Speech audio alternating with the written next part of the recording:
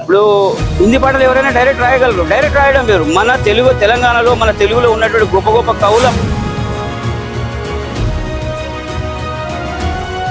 నేను హిందీలో తీసుకుపోవాలనేటువంటి ఒక సంకల్పంతోనే నేను ఇక్కడ ఈ తెలుగు వాళ్ళే అన్ని తీసుకొని రాస్తున్నా. చూసి ఆయన నాకు రిటర్న్ ఫోన్ చేసి, ఎవరండి మీరు, చాలా అద్భుతంగా పాట రాశారు,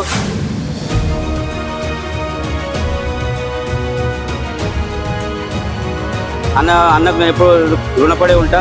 రఘుకుల తిలక పాజా తుజే ఉఠా కర్ చూమ్లు రాజా, రఘుకుల తిలక పాజా తుజే ఉఠా కర్ చూమ్లు రాజా.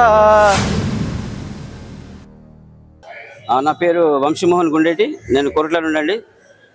నేను చిన్నప్పటి నుంచి కూడా నాకు హిందీ భాష అంటే చాలా ఇష్టం. దాని ద్వారా నేను చాలా సాంగ్స్ కూడా రాయడం జరిగింది. మన వాళ్ళకి అందరికీ తెలుసు, నా మిత్రులైనటువంటి Charanarjun sir, music director Charanarjun sir, మా రాము, హనుమంత్ అన్న, వీళ్ళందరూ కూడా యూట్యూబర్లు కూడా నాకు చాలా మంది దగ్గర పరిచయం. పాటమ్మతో రాంబాబు, వీళ్ళందరూ కూడా నాకు చాలా మంది చాలా దగ్గర పరిచయం. నాతో పాటలు రాయించుకుంటారు, వాళ్ళందరూ పాటలు కూడా రాస్తున్నారు.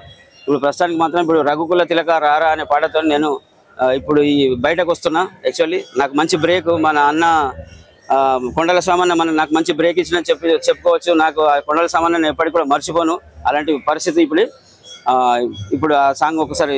రఘుకుల తిలక పాజా तुझे उठा कर चूम लूं राजा, रघुकुल तिलक पाजा तुझे उठा कर चूम लूं राजा, कौशल राम राजा कौशल्या राम आजा, कौशल राम राजा कौशल्या राम आजा, रघुकुल तिलक पाजा तुझे उठा कर चूम लूं राजा, रघुकुल तिलक पाजा तुझे उठा कर चूम लूं राजा, कौशल राम राजा कौशल्या राम आजा, कौशल राम राजा कौशल्या राम आजा, माथे पे कस्तूर तिलक है मुस्कान से भरी वो लब है, माथे पे कस्तूर तिलक है मुस्कान से भरी वो लब है, मल्लिय माल को लेकर आपके गले में डालूं मैं आजा, मल्लिय माल को लेकर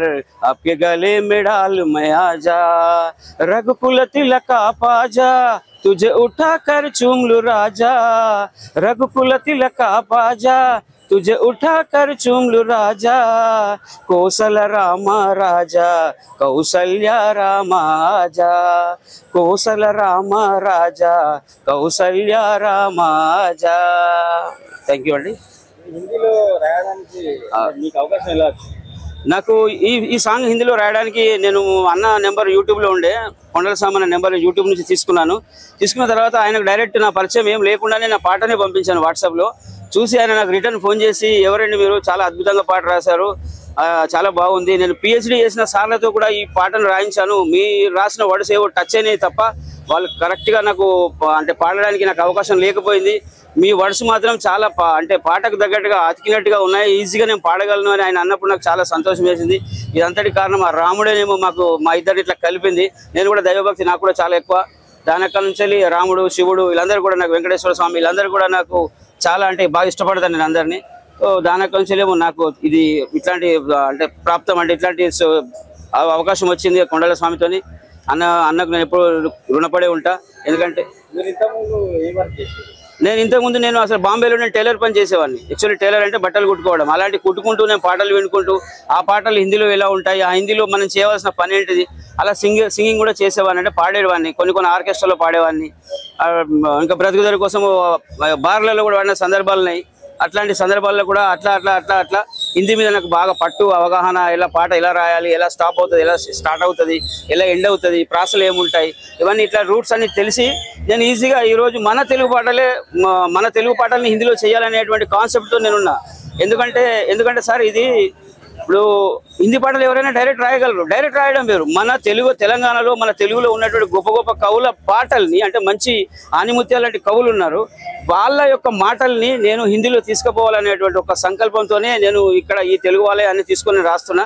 యాక్చువల్లీ నేను డైరెక్ట్ హిందీలో కూడా రాసుకోగలను ట్యూన్లకు దానికి, కానీ నాకు ఆ రాయడం అవసరం లేదు. నాకు ఎందుకు అవసరం లేదంటే మన వాళ్ళు గొప్పగా అద్భుతంగా ఎన్నో, ఇప్పుడు సుజల్ అశోక్ తేజ సార్ కానీ, మణి శర్మ కానీ, చంద్రబోస్ గారు కానీ, చాలా మంచి కవులు ఉన్నారు, వేటూరు సారు, శాస్త్రి, ఇట్లాంటి చాలా మంచి మంచి కవుల పాటలు నేను అన్ని మంచి మంచి అంటే ఏదైనా మీనింగ్స్ ఉన్నటువంటి, మీనింగ్ లేకుండా అర్థం లేని పాటలు నేను రాయను. దాదాపుగా అర్థవంతమైన పాటలు రాస్తూ ఈ ప్రపంచానికి తెలియజెప్పాలన్నది నా సంకల్పం సార్.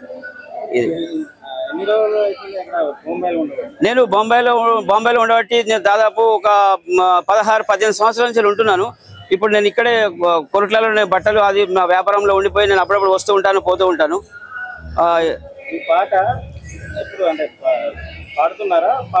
ఇప్పుడు ఈ పాటను అన్న కొండల సామాన్యనే వాడుతున్నాడు. అన్నకు మన అవకాశం ఇస్తున్నాము, అన్ననే వాడుతున్నాడు. ఎందుకంటే అందరూ వరల్డ్ ఫేమస్ అయిపోయాడు అన్న కాబట్టి అది అన్న నోటితో వాడుతున్నది బాగుంటుందని నేను అనుకుంటున్నాను. నేను అంటే ఇప్పుడు ఈ కృష్ణాష్టమి సమయంలో రిలీజ్ చేద్దామని అన్నాడు కొండల సామాన్య. సో దాదాపు అదే టైంలో రిలీజ్ అవుతుందని నేను అనుకుంటున్నా. అన్న కూడా చాలా ప్రాక్టీస్ చేస్తున్నాడు, కొండల సామాన్య కూడా. ఇది అందరికంటే ముందుగా తెలుసుకోవాలనుకుంటే మా ఛానల్ ని సబ్స్క్రైబ్ చేయండి. మీకు ఈ వీడియో నచ్చిందా? అయితే లైక్ చేయండి, షేర్ చేయండి. మీ విలువైన సలహాలు సూచనలు కామెంట్ రూపంలో తెలియజేయండి. Thanks for watching. See you again.